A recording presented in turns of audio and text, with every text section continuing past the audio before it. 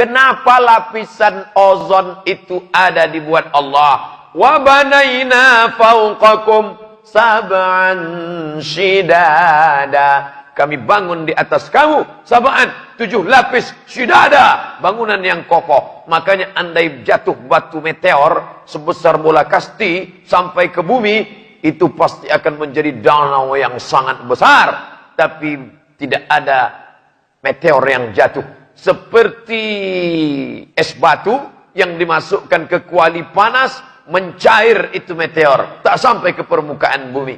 Berapa panjang lapisan ozon dibangun Allah untuk menjaga kita? 600 kilometer. 600 kilometer lapisan ozon. Sekarang kita mengalami apa yang disebut dengan global warming.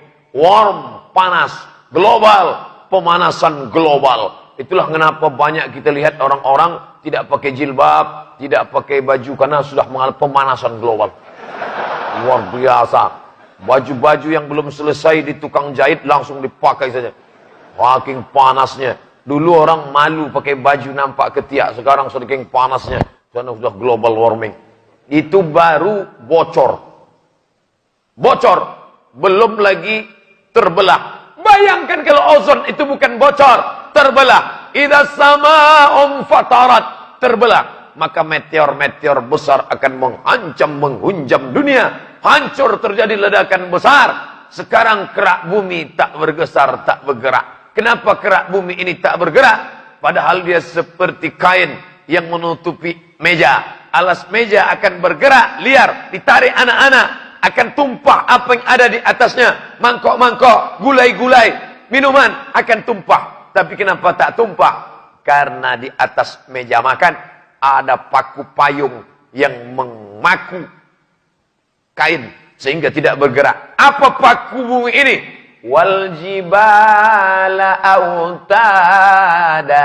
Jibal, bukit-bukit, autada, menjadi pasak-pasaknya. Ternyata ketika kita melihat bukit, itu yang nampak di atas muka bumi sepertiga. Sepertiga di atas, 2/3 menghunjam ke dalam. Itulah mengapa kerak bumi tidak bergeser. Dulu ada satu profesor doktor dari ITB, Institut Teknologi Bandung, presentasi di kantor Majelis Ulama Indonesia Jakarta, ingin menyatakan bahwa setelah tsunami, ini kerak bumi kata dia bergeser. Karena tsunami, kerak bumi bergeser, maka akibat efek dari pergeseran kerak bumi itu, banyaklah kiblat-kiblat masjid yang belok ke kiri dan belok ke kanan. Begitu selesai dia presentasi, muncullah heboh. Ternyata memang betul. Banyaklah masjid-masjid di Indonesia yang mulai diukur ulang, belok ke kiri, belok ke kanan. Itulah yang terjadi di beberapa masjid. Lalu kemudian tak lama sesudah itu, datang profesor doktor juga, dari ITB juga, yang mengatakan, munculkan teori bahwa kerak bumi tidak bergeser. Jadi ternyata antara profesor doktor kerak bumi pun ikhtilaf juga. Jadi jangan katakan ikhtilaf itu antara Hanafi dengan Maliki, antara Syafi'i dengan Hambali, bukan.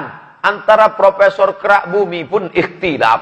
Yang satu mengatakan bergerak, yang satu mengatakan tidak bergerak. Mana pendapat yang kuat di antara ini? Pendapat yang kuat mengatakan tidak bergerak. Lalu kenapa ada masjid yang miring? Memang dari awal salah ukur. Kalau memang ukurannya betul dan tepat, walaupun di pusat terjadinya tsunami, buktinya tidak bergerak. Mana dia? Masjid Baitur Rahman tidak bergerak.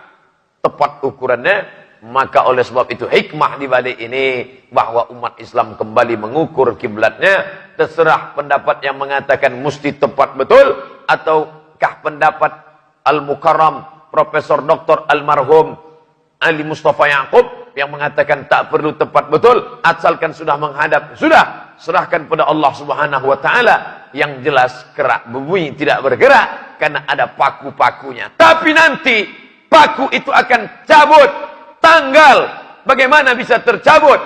2/3 yang ada dalam tanah naik ke atas. Itulah mana ayat wa takunul jibal kal ihnil maufush Gunung Bromo, Gunung Kidul, Gunung Merapi, Gunung Kelut, Gunung Sibaya, semua gunung, bukit-bukit kal jibal wa takunul jibal, bukit-bukit kal ihnil mamfush, seperti bulu kambing yang diletakkan di atas tapak tangan. Orang Arab kalau mau buat baju musim dingin karena takut kedinginan, maka dibuatlah baju dari bulu kambing. Bulu kambing dicukur, setelah itu dipintal menjadi benang. Ketika bulu kambing sudah dicukur, diletakkan di atas tikar, lalu datang angin bertiup.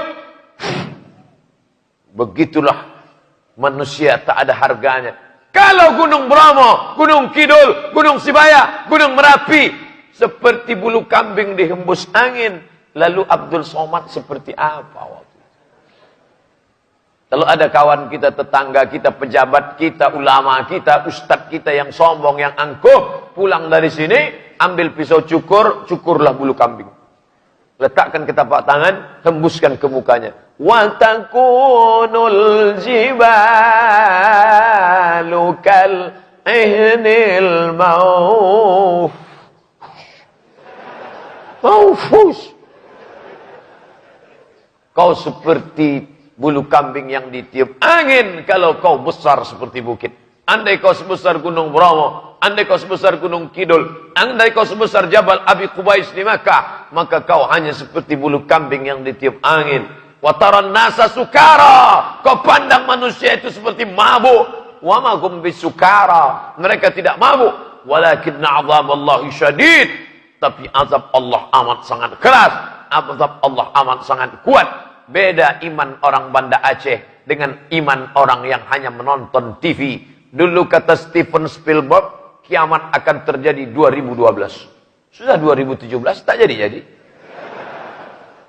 Datang sahabat bertanya, ya Rasulullah, ya mata sa'ah, kapan hari kiamat? Nabi tidak menjawab. Nabi terus saja berikan tazkirah, tausiah. Mata sa'ah, kapan hari kiamat? Nabi tak menjawab. Setelah selesai baru Nabi tanya, ma'adat talaha, apa yang sudah kau siapkan untuk hari kiamat? Kau tak perlu cari kapan tanggal hari kiamat. Yang perlu kau siapkan adalah apa amal yang akan kau bawa menghadap Allah. Alhamdulillah, masyarakat Banda Aceh bil khusus, Provinsi Nangro Aceh Darussalam bil umum, masyarakat Indonesia dan dunia secara umum, semuanya mempersiapkan. Tapi bangga menjadi orang Aceh. Apa yang siap dia menghadap Allah? Masjid yang penuh, dinding-dinding yang kokoh, tiang-tiang, macam-macam teori berkeluaran ketika Masjid Baitur Rahman tidak roboh, digoncang gempa sekian skala Richter, dengan angin kencang, dengan air ombak, pohon kelapa tumbang, tower-tower tiang hancur. Mengapa Masjid Baitur Rahman tidak hancur? Teori pertama mengatakan karena dijaga Allah Subhanahu wa taala. Habis, putus cerita. Allahu Akbar. Tapi ada pula teori mengatakan, kenapa tidak? Karena kalau tiang roboh, karena tiang menghadang air. Sedangkan ini tidak, karena air masuk dari celah-celah, pintunya banyak. Masuk air, masuk air, masuk air. Maka air tidak dihadang, maka tiang tidak tumbang. Tapi ada pula berkata, karena tiang-tiang masjid, semennya utuh karena tidak dikorupsi. Sedangkan semen-semen yang lain mestinya 2 campur 3, 1 sama 1,5. Itu makanya tumbang. Terserahlah, wallahu a'lam bishawab. Yang jelas, siapa dulu yang berwakaf tanah Masjid Baitur Rahman, siapa dulu yang berwakaf semennya, siapa dulu yang mewakafkan lampunya, maka andai nanti hari kiamat, apa kata Allah Ta'ala? Seluruh yang berwakaf, yang mendirikan, yang berkuasa di Masjid Baitur Rahman, siapa yang berwakaf? Aku masuk. Siapa yang dulu berjuang untuk Masjid Baitur Rahman? Masuk. Siapa dulu yang rajin sholat berjamaah Masjid Baitur Rahman? Masuk. Tiba-tiba semua sudah masuk. Pas antrian terakhir ada Abdul Somad. Kau dulu ada berwakaf? Tidak. Ada dulu sholat berjamaah di sana? Tidak. Ada dulu kau punya kuasa untuk menyumbang sana? Tidak. Lalu kenapa ikut ini? Aku pernah ceramah sekali. Masuk.